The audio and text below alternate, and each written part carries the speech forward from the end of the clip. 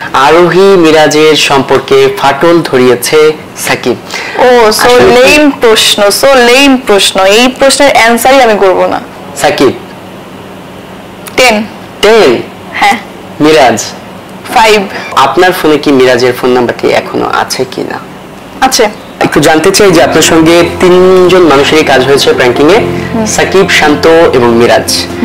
কোয়ার্টিস্ট হিসেবে কাকে কত দেবেন 10-এর মধ্যে, সেটা আমি একটু জানবো। শান্ত 6, সাকিব 10, হ্যাঁ। মিরাজ 5।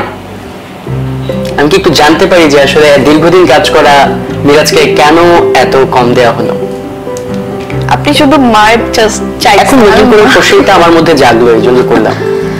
এটা এমনি আমার মনে হয়েছে, আমার আপনি যেটা বললেন যে কোয়ার্টিস্ট হিসেবে, সো কোয়ার্টিস্ট হিসেবে আমি সব দিক থেকে বিবেচনা করে দিয়েছি। ওকে ফাইন, তাহলে আর আমার এখানে কিছু বলার নেই।